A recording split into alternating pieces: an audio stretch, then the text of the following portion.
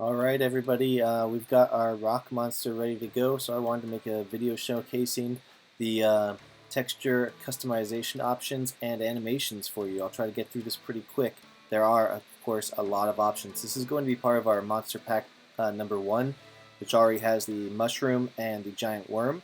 You can purchase this by itself for $45, otherwise it will be part of this pack for $79, and you can upgrade to the package from any of the single monsters as well. There will be one more monster in this package. That's the plant monster, which is coming after the rock monster.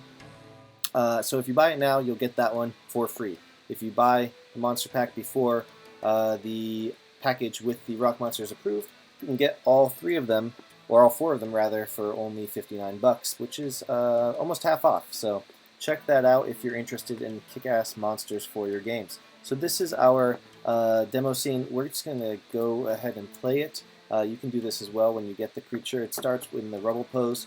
So let's look at some of the animations and click on Rubble to Monster.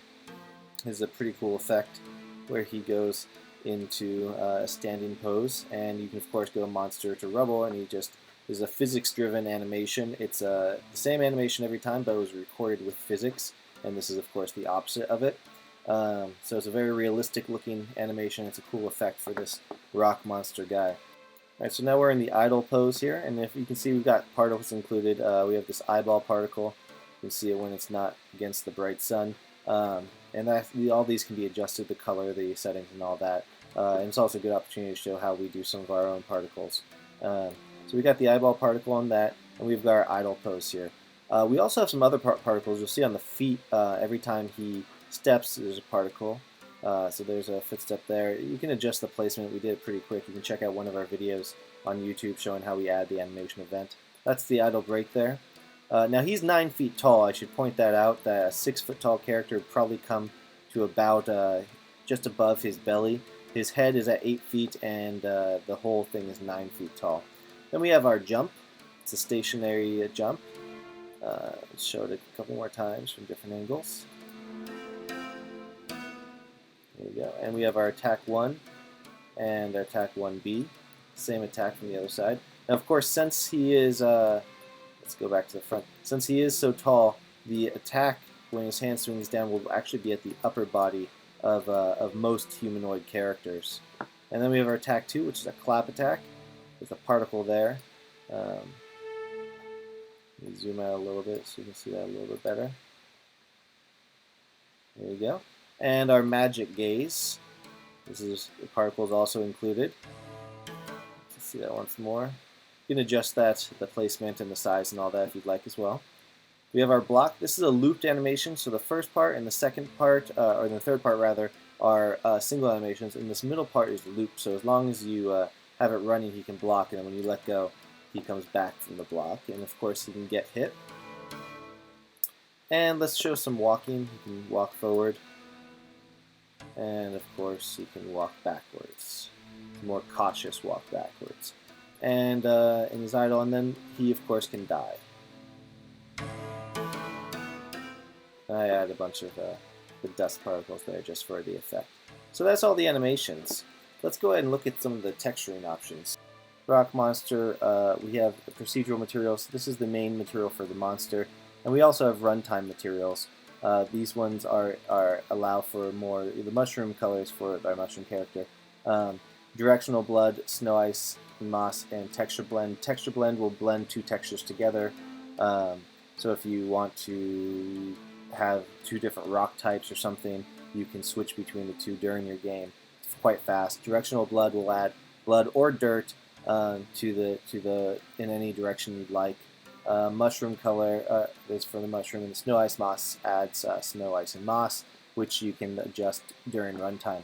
Our main procedural material is already on the monster, so we're going to select it here, and we'll widen this now. This is not a runtime material.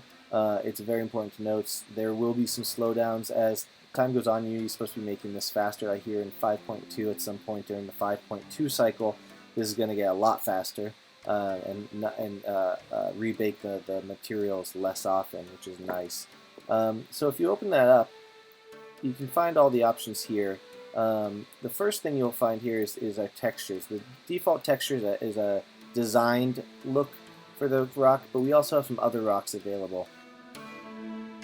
And if you want, you can click this Combine Normal to combine the normal from the default with the normal from these rocks. You might find that to be a more appealing look than just the normal from the new rock texture itself.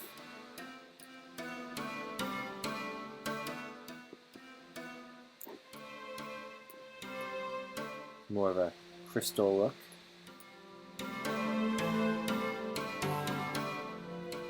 3. And if you want to use a custom one, you could change it to metal or wood if you really feel like it, or a custom stone. Just select that and you'll put in the custom inputs, your albedo, opacity, normal, metallic, roughness, ambient occlusion, height map if you're using it. We'd like to not use the height map for characters, and I think I should probably take that out. That might be taken out in a future update, because really for characters, the height map generally doesn't look good at all. So let's go back to our default look. Now we have the options for the various parts here. We're going to start with the body. Now, it doesn't have much saturation in the graystone, so let's start by upping up the saturation bit so we can see the changes in hue. So you can change it to any color you'd like, and that'll change just the hue. We also have the lightness options and the contrast options as well. So there's a lot you can do with those. Let's reset those to default. And next we have the overlay color. Right now it's set to a bright green. We have the overlay AO, which blends the ambient occlusion from the model with the color, because if you bring up the color all the way and take the AO down, you get a very, very flat look. Now this is often desirable. Depending on your goal, you can make a character that looks more like a plastic toy, or really almost anything else that you'd like. But if you blend the AO in, then you get more of the darkness from the shadows. So that's usually, desirable. You can also shift the roughness of the creature, making them more shiny or less shiny. Generally, you want to keep that somewhere in the middle, but for your purposes, if you want to make it a little wet or whatnot, you want to make it a little more shiny. So again, this is the overlay texture, and you can blend this with the two. If you bring that down, maybe bring the AO up, or there we go, the saturation up and contrast, not the lightness, the contrast up, and then you can blend the color over that, however, to whatever really fits your need. Now it looks more like a lava rock. So really, whatever works for your project, you can pretty much do. So we'll bring that back to 0 here and bring that down. Head spikes, you've got the same options, so pretty much copy what you did up top or make them a different color. The head spikes are something you can actually turn off. So if you want to create one creature that's more powerful than the other, maybe the king rock creature has the spikes and the rest don't, or whatnot, that's an option for you. Next we have rock damages and such. Now, dust is a top one. It's pretty subtle, but you'll notice it happen at the very top of the rocks for the most part. It's a subtle look, but it adds a layer of dust to the rock. Dirtiness is, of course, dirtiness. You'll find that this section has some duplicates later in the ground dirt and whatnot, so you might find that they have different effects. This is the used rock. It makes it more cracked, and you can change the scale of the cracks if you'd like, and the intensity of the cracks as well. So whatever really works for your project, how you want the project to look. And how bright the used rock is and how desaturated it is. So you can have the rock look quite bright when it gets used up, and you can make it very used or very unused rock.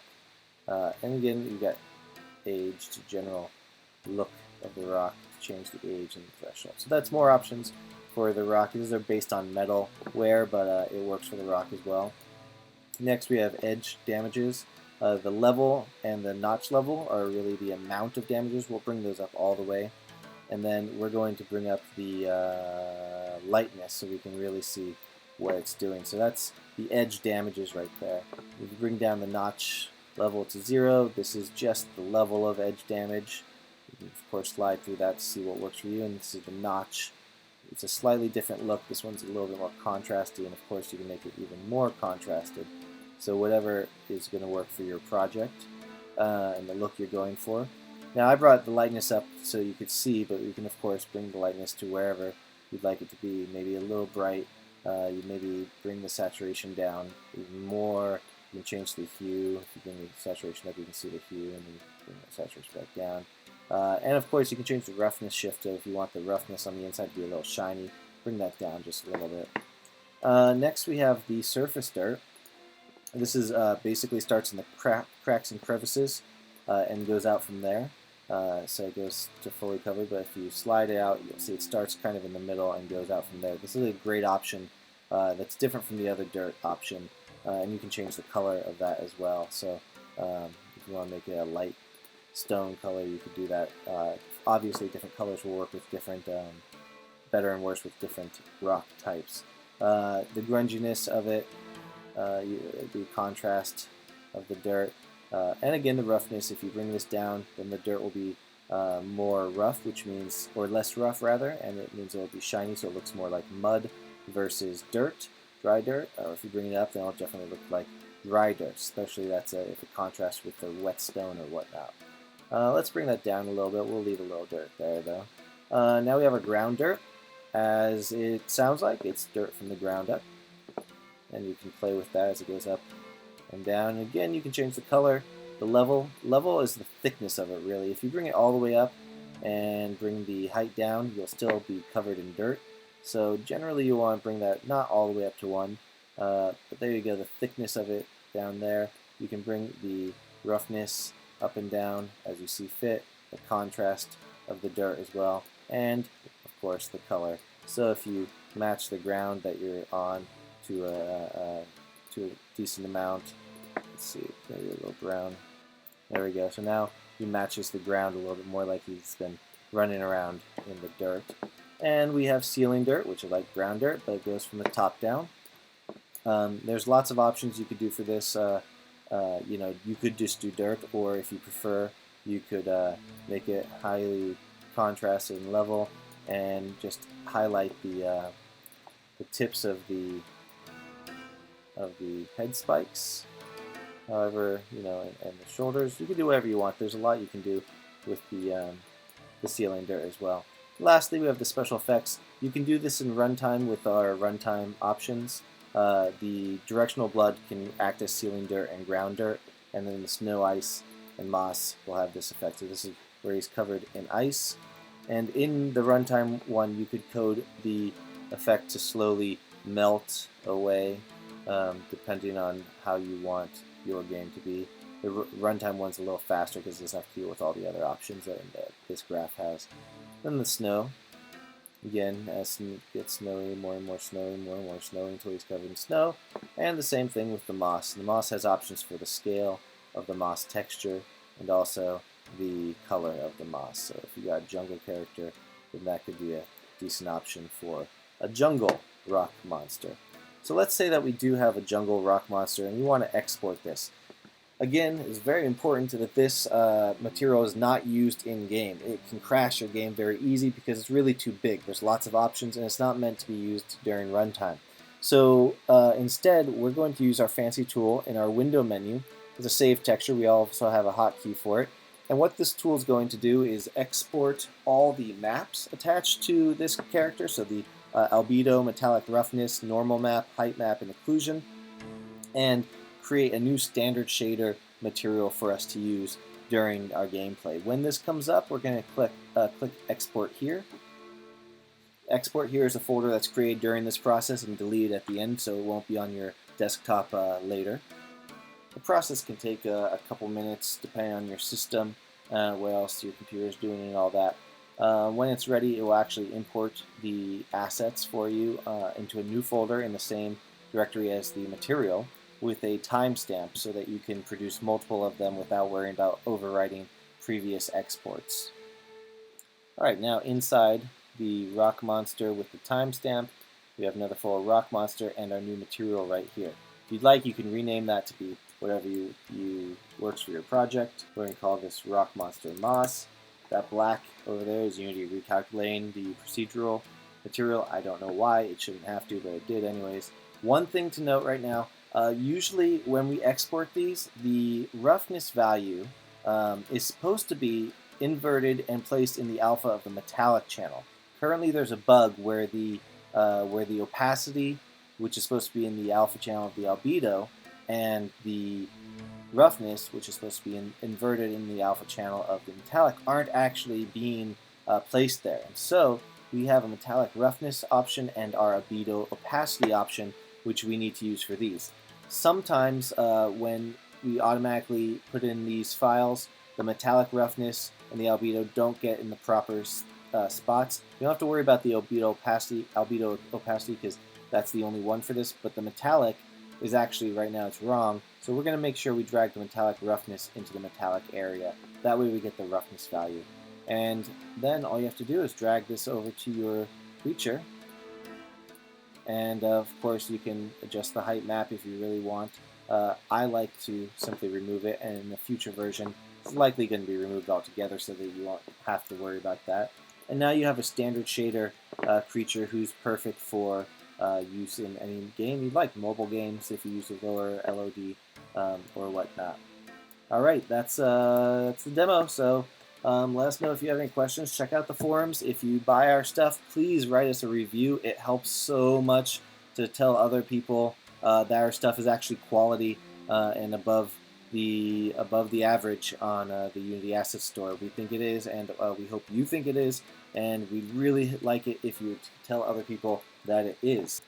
So, if you need anything, check us out on the forums, email us, or whatever, and have a great day, guys.